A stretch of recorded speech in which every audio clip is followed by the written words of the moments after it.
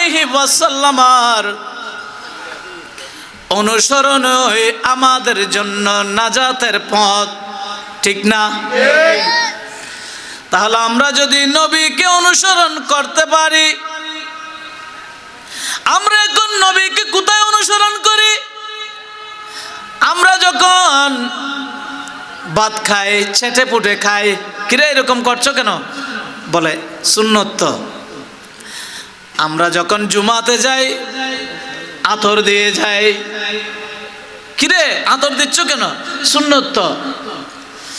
আমরা যখন ইফতার করি খেজুর দিয়ে করি, কেন? সুন্নত তো। কিন্তু যদি জিজ্ঞেস করি, বাবা আপনি খেজুর খান সুন্নত, আপনি আতর দেন সুন্নত, কিন্তু আমার নবীর এগুলো তো সুন্নতে জায়েদা মুআক্কাদা নয়, স্থায়ী সুন্নত নয়। খেজুর খাওয়া স্থায়ী সুন্নত নয়, আতর দেওয়া স্থায়ী সুন্নত নয়, কিন্তু দাড়ি রাখা এটা কি স্থায়ী সুন্নত। তো আপনি যদি নবীকে আসলে ভালোবাসেন, যদি মনে করেন আমার জীবন মরণ সাজাবো মাদানী রঙে, তাহলে দাড়ি তো স্থায়ী সুন্নত। আপনি আতর দেন, মানুষকে বলেন সুন্নত আদায় করেন। আপনি যখন মিষ্টি খান বলেন সুন্নত আদায় করেন। আপনি যখন খেজুর খান বলেন সুন্নত আদায় করেন। বাবা এগুলো তো অস্থায়ী, আপনার এগুলো তো জায়েদা সুন্নত, কিন্তু মুআক্কাদা একটা সদা সর্বদা সুন্নত আছে। ওই সুন্নতের নাম হচ্ছে দাড়ি রাখা, ঠিক না বেঠিক? কিন্তু আমরা কয়জনে রাখি? রাখতে পারি? পারি না। রাখতে চাইলেও শয়তান আমাদেরকে যে কোনো কলা কৌশলে এগুলো থেকে বিরত রাখে। দেখেন আমাকে শিখাই দে শয়তান, আমাকে শিখাই দে। কি শিখাই দে? কিলে দাড়ি রাহত দে, আজ তুই দাড়ি রাখবার তৈস না, মনত আইনে নোয়াই আর কানা জুরহান আইনে নোয়াই, এই তুই এজ দাঁড়িয়ে রাহে বেরোত ওইস না। এরকম যদি মনে আসে আজ থেকে বলবেন, মনে আসলেই বলবেন আস্তাগফিরুল্লাহ রাব্বি মিন কুল্লি যামবি ওয়া আতুবু ইলাইহি লা হাওলা ওয়ালা কুওয়াতা। এরকম মনে আসলে এটা পড়বেন, আল্লাহর কাছে মাপ চাইবেন। আল্লাহ নিশ্চয়ই এই কথা আমাকে কে শিখাচ্ছে? আরো জোরে, এটা আমাকে কে শিখাচ্ছে? এখন নিজে নিজে মনকে জিজ্ঞেস করবেন, শয়তানকে জিজ্ঞেস করবেন, এই নালায়েক বেআদব, এই বেওয়াফা শয়তান, তুই যে আমাকে বললি এখনো দাড়ি রাখার সময় হয়েছে কিনা? আমার দাড়ি রাখার সময় না হলে দাড়িগুলো উঠছে কেমনে? কই আমি তো মায়ের পেট থেকে আসার সাথে সাথে আমার মুখে দাড়ি উঠে নাই। তা আমার যদি দাড়ি উঠার সময় না হইতো উঠছে কেমনে? এতদিন আমি দাড়ির মর্ম বুঝবো না, সেজন্য আমার মুখে দাড়ি উঠে নাই। এখন যখন উঠছে আমাকে বুঝিয়ে নিতে হবে আমি দাড়ি রাখার মতো। কই আমি মায়ের পেট থেকে আসার সাথে সাথে আমাকে দাঁত দিয়েছে? দাঁত দেয় নাই তো।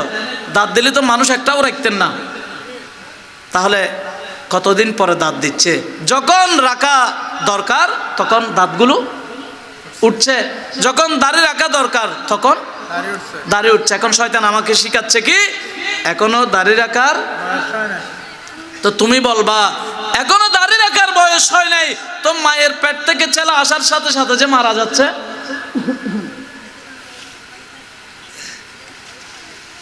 আস্তাগফিরুল্লাহ পড়বেন এবং নিজে নিজে সালামবদ্ধ ইন্দিয়াজন, সালামবদ্ধ ইন্দিয়াজন।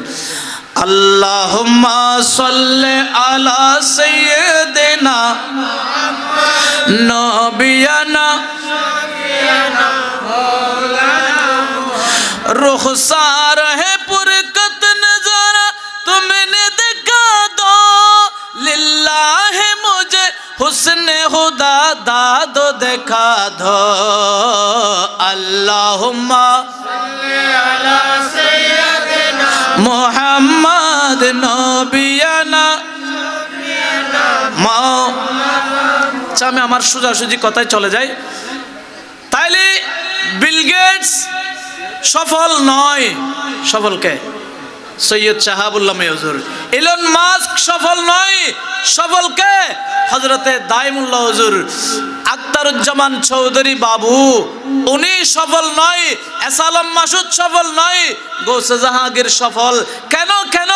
ওনারা আল্লাহ এবং রসুলের পথে ছিলেন। ওনারা ওনাদের জীবন আল্লাহ এবং রসুলের জীবনের আলোকে সাজিয়েছেন। আসুন, নবীর জীবন আমরা কি শুধু পড়লে হবে, শুনলে হবে, না সেগুলো আমাদেরকে মানতে হবে? আজ থেকে আমরা সব মানতে না পারলেও, কারণ আমরা তো বুজুর্গ না যে একদিনে সব কিছু মানতে পারবো। আজ থেকে সিদ্ধান্ত নিই যে আমি নিজেকে একটু একটু পরিবর্তন করব। রাজি আছি না নাই? পারবো কিনা? ইনশাআল্লাহ বলেন, পারবো কিনা? তাহলে প্রথম নাম্বার নবীর অনুসরণ, সেটা হচ্ছে আমরা অহংকার দেখাবো না। সুবহানাল্লাহ বলেন, আরো জোরে বলেন। আমার পীর সাহেব কেবলা, যিনি আমার পীর, ওনার মুরিদ হচ্ছে 2000 পৌরসভা মেয়র লোকমান। আমি সামনে ছিলাম, লোকমানের বড় ভাই দরবারে গিয়েছে। আমার পীর সাহেব বলতেছে, ওয়া সাইয়ো টিয়ার ঠেলায় গরিব ফিরবেই দেইলেন নমাতি বেসাইও, টিয়ার ঠেলায় যা তো তুমি ফিরবেই ওরে বলি। তাহলে এখন আমরা টাকা হইলে কি এসে যায়?